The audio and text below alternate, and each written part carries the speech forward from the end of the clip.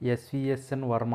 ఈ పేరు చెప్తే ఎవరూ పెద్దగా గుర్తుపట్టకపోవచ్చు, కానీ పిఠాపురం వర్మ అంటే మాత్రం అందరూ టక్కున గుర్తుపడతారు. పవన్ కళ్యాణ్ సీటు త్యాగం చేసి త్యాగమూర్తిగా గుర్తింపు తెచ్చుకున్నారాయన. 2024 అసెంబ్లీ ఎన్నికల్లో టీడీపీ సీటు తనదేనని భావించి నామినేషన్కు సిద్ధమవుతున్న సమయంలో పవన్ కళ్యాణ్ పిఠాపురంలో ఎంట్రీ ఇచ్చారు. తాను అక్కడి నుంచి పోటీ చేయాలనుకుంటున్నట్లు చెప్పారు. దీంతో పిఠాపురం వర్మకు సీటు నిరాకరించి పవన్ గెలుపు కోసం పని చేయాలని చెప్పారు చంద్రబాబు.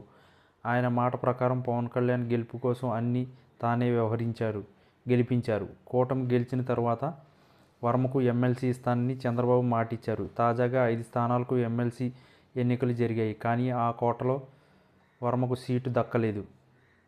అంతేకాక నేడో రేపో నాగబాబు మంత్రివర్గంలో కూడా చేరబోతున్నారు.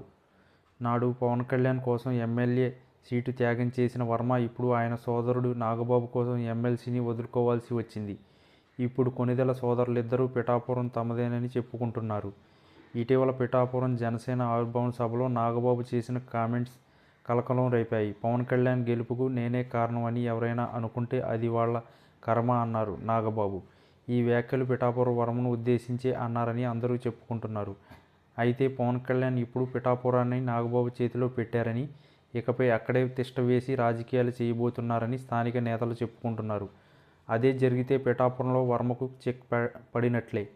వర్మను ఎమ్మెల్సీ చేసే అక్కడ 2 పవర్ సెంటర్లు అవుతాయి. కాబట్టి ఆయనకు ఎమ్మెల్సీ రాకుండా పవన్ కళ్యాణ్ సోదరులు అడ్డుకున్నారని టాక్ నడుస్తుంది.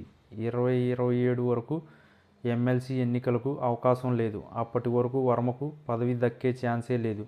ఈలోపు సోదరులిద్దరూ పిఠాపురంలో చక్రం తిప్పే అవకాశం ఉంది. పైగా వాళ్ళు పవర్లో ఉంటారు కాబట్టి అధికార యంత్రాంగం అంతా వాళ్ళ మాటే ఉంటుంది. వాళ్లకు పదవులు వచ్చేందుకు త్యాగాలు చేసిన వర్మ మాత్రం ఇప్పుడు ఇంటికి పరిమితం కావాల్సిన పరిస్థితి ఏర్పడింది. మొత్తానికి పిఠాపురంలో పవన్ బ్రదర్స్ తమదైన రాజకీయాలతో వర్మకు అడ్డుకట్ట వేశారని స్థానికులు భావిస్తున్నారు.